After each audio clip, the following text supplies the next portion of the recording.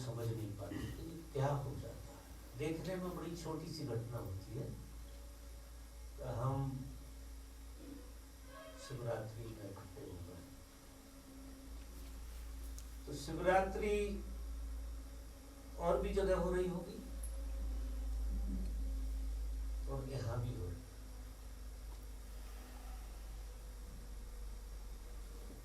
यहाँ कुछ अद्भुत ढंग से होगी आज की रात, बहुत अद्भुत ढंग से।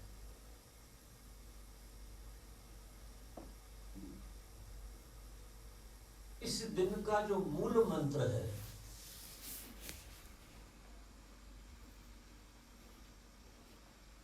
वो तो है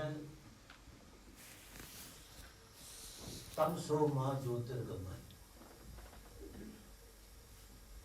हमें अंधकार से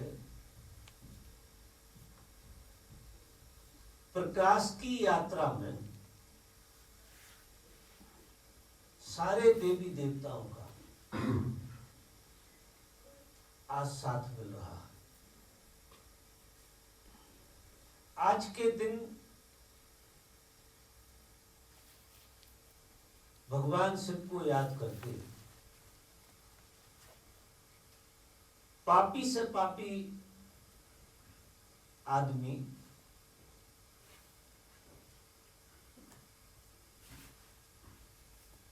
भी पुण्य कमा लेता है। एक उदाहरण से शुरू करूं।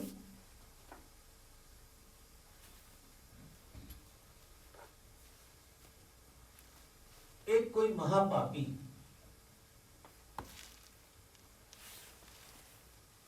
अपने परिवार का भरण पोषण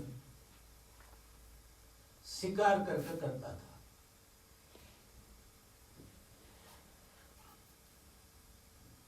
एक दिन ऐसा हुआ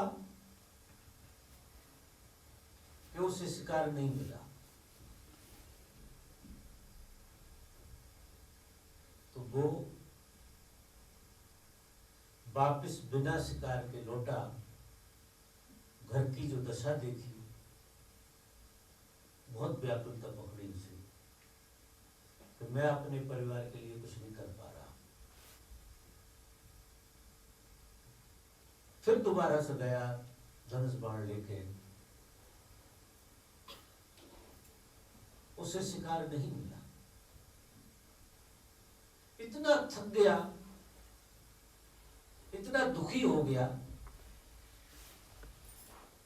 और भूल चूक से उसे कोई बील पत्र का पेड़ मिल गया। उस बील पत्र के पेड़ पे वो छुप के बैठ गया कि शायद मेरी वजह से शिकार नहीं आ रहा, तो मैं छुप जाता हूं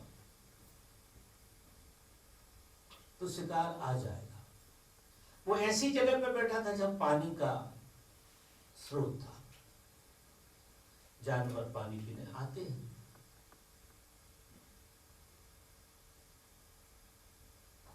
वो बैठा, एक हिरनी वहां पहुंची, पानी पीने आई। उसने अपनी तीर कमान संभाली। हिरनी ने यह देख लिया। कहानी है बड़ी प्रतीकात्मक है, सुनी है मैंने।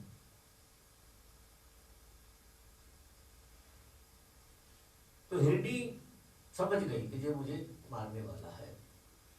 तो उसने कहा कि आप मुझे क्यों मारना चाहते हैं?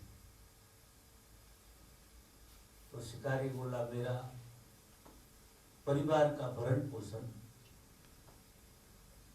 इस तरह से होता तो मैं किसी जीव की हत्या करता हूं।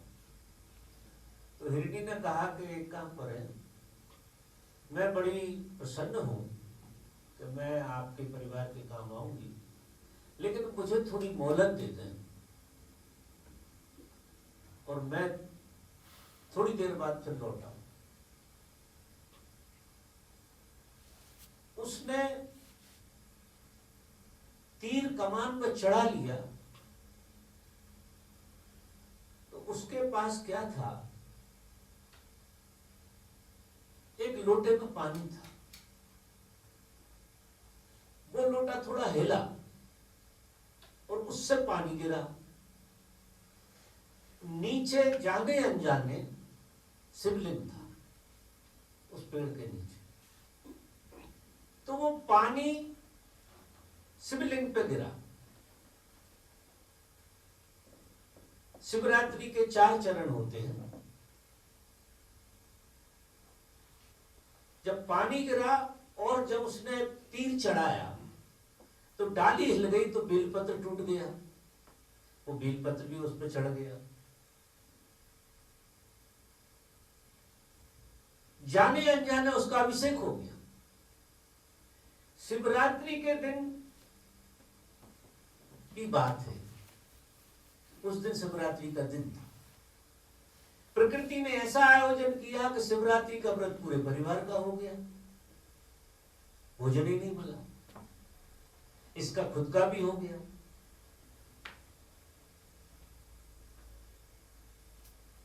वो हिरनी कहने लगी कि मैं आती हूं, और वो मान गया, तो चली गई कि मैं 1 घंटे में लौट के आती हूँ, मेरे बच्चों को सुरक्षित जगह पर रखा हूं, फिर आती। वो हिरनी चली गई, फिर एक और हिरनी आई, उसी के साथ भी यही वारदात हुई। उसने फिर तीर चढ़ाया कि अब तुम मुझे धोखा नहीं दे सकते, एक धोखा दे गई, तो तीर चढ़ा, फिर पानी हिला लोटे से और फिर गिरा, तो शिव जी के ऊपर उसका दोबारा से अभिषेक हो गया, 2 अभिषेक हो गए। फिर वही कहानी उसने कही, वो सब देवी देवताओं का खेल रहा होगा कि मुझे आने दो, मैं दोबारा से लौट के आती हूँ, मेरे बच्चों को थोड़े व्यवस्थित कर दूं। वो कहने लगा मुझे झांसा दे रहा है। फिर उन्हें अपना अच्छे से कहा तो वो मान गया, वो भी चली गई। फिर तीसरी घटना घटी कि हिरन आया, और यही घटना फिर घटी, फिर तीर चढ़ाया, फिर पानी हिला, फिर अभिषेक हो गया। ऐसे 3 बार अभिषेक हो गया, पत्ता टूटा, गिरा, तीसरी बार अभिषेक हो गया। जब तीसरी बार अभिषेक हुआ, उसके आधे से ज्यादा पाप कट गए, जाने अनजाने। देखो, अनजाने में पूजा हो रही है, अनजाने में शिवरात्रि में अनजाने में व्रत हो रहा है, और वो महापापी आदमी है, लेकिन वो घटना ऐसी घटी कि उसका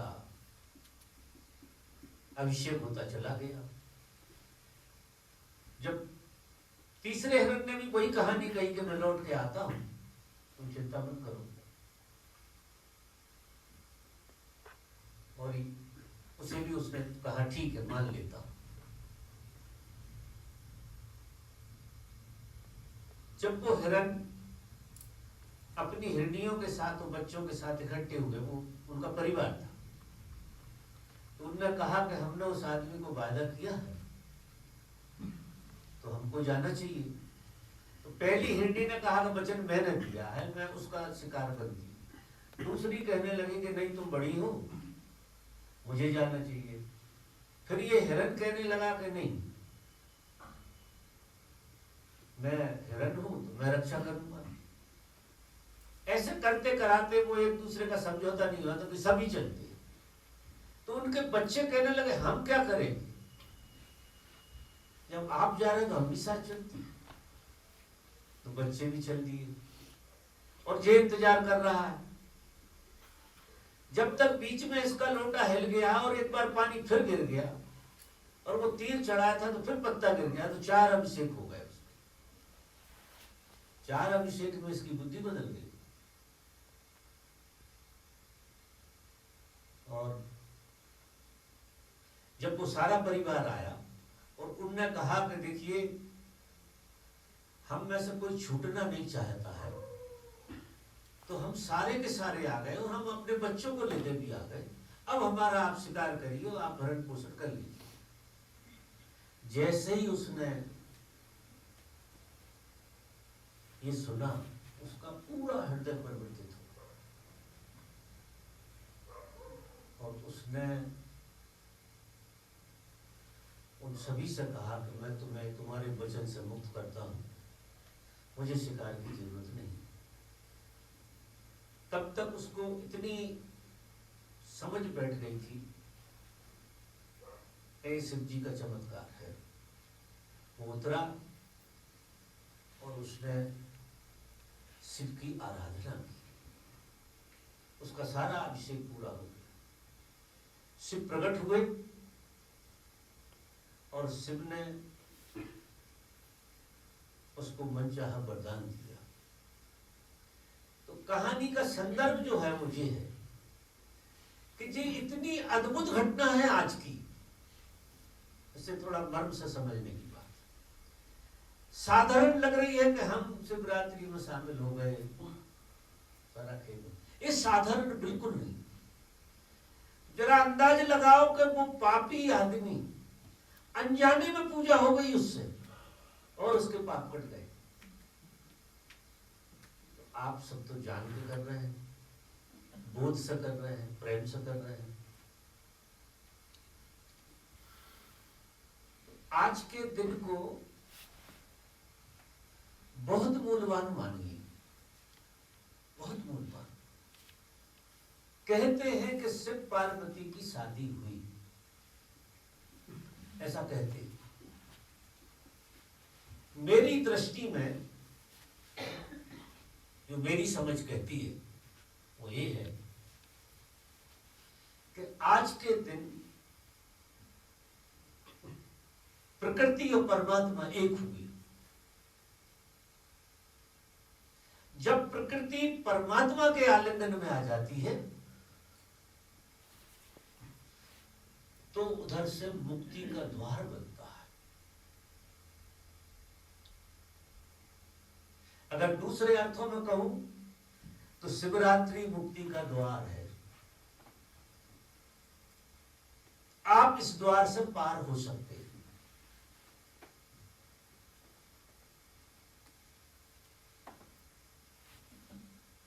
लेकिन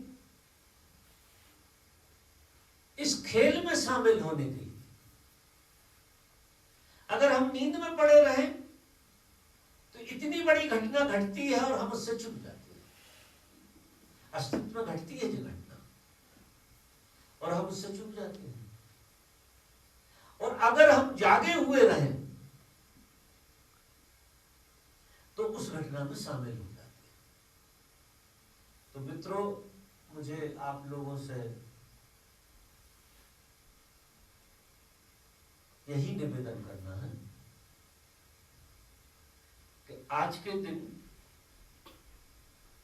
हमें और कुछ करना नहीं है। अगर आज तुम जाग के जी गए तो तुम्हारा अभिषेक पूरा हो गया। सिर्फ जागना है और कुछ नहीं करना, क्योंकि सारी शक्तियां काम कर रही है। जो हठ योग से और पता नहीं कौन कौन से योग से बात नहीं बनती है, वो आज सहज योग से बनती है। क्योंकि प्रकृति को परमात्मा बुला रहा है। आज हम प्रकृति हैं, जैसे हम हैं प्रकृति है। जो हम दिखाई देते हैं वो तो प्रकृति है, और जो हम नहीं दिखाई देते वो परमात्मा। जो भी हम अनुभव करते हैं, जो भी हम जानते हैं, जो भी हम मानते हैं, वो सब प्रकृति है। और जो आप नहीं जानते, जो आप संभावना लिए हैं, वो आप परमात्मा है। शिव विवाह जैसी चीज तो बहाना है। प्रकृति परमात्मा से विवाह करना चाहती है, ऐसे समझिए। उसके लिए प्रकृति को तैयार तो होना पड़ेगा।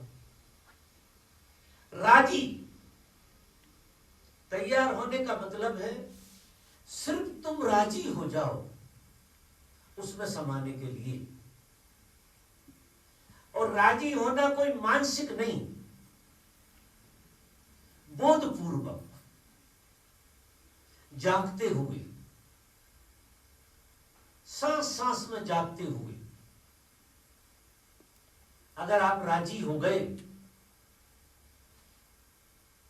तो शायद आज की रात में प्रकृति परमात्मा के आगोश में चली जाए। और जो चीज जिस चीज के आगोश में चली जाती है वो वही हो जाती है। जब प्रकृति परमात्मा में समा जाती है तो परमात्मा हो जाती है। जिस तरह से लकड़ी आग में समा जाती है, अपने अस्तित्व को छोड़ देती है आग में, तो आग ही हो जाती है, उसका कोई हिस्सा नहीं बचता। अगर हम भी आज अपने को छोड़ सके तो बड़ा सुंदर सा मौका है, बड़ा सुंदर सा। उसमें आप समझ सकते हैं, डूब सकते हैं, एक हो सकते हैं, जिसकी आज संभावना ज्यादा है। ऐसे तो रोज ही संभावना है, क्योंकि प्रकृति परमात्मा की तरफ उठना चाहती है। एक खेल ही आकर्षण का ऐसा चल रहा है और परमात्मा प्रकृति को अपने आगोश में लेने के लिए आतुर है। एक जो स्त्री पुरुष का आकर्षण है, अगर गहरे में देखो तो प्रकृति और परमात्मा का आकर्षण है, कहलाता है स्त्री पुरुष का आकर्षण है, लेकिन प्रकृति और परमात्मा का आकर्षण है। तुम्हारे भीतर दोनों ही चीजें हैं। तुम बाहर दौड़ने लगते हो, इतनी थोड़ी सी भूल होती है। तुम प्रकृति भी हो और तुम परमात्मा भी हो। तुमने कभी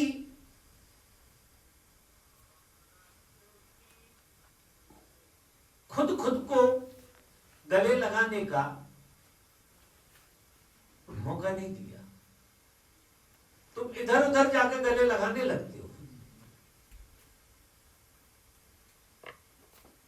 घटना कुछ और होती है और घटना को हम कुछ और बना लेते हैं।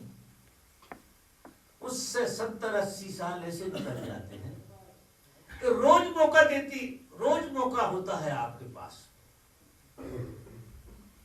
रोज प्रकृति जब सवेरा होता है, देखिए जब सवेरा होता है, आप गहरे अंधेरे में प्रकृति में डूबे हुए होते हैं। वो तुम्हारा बहुत गहरा अंधेरे का हिस्सा होता है। धीरे धीरे सवेरे होते होते वो प्रकाश में बदलता है।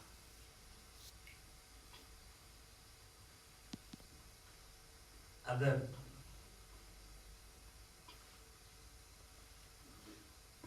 प्रकाश को प्रकाश की तरफ ले जाया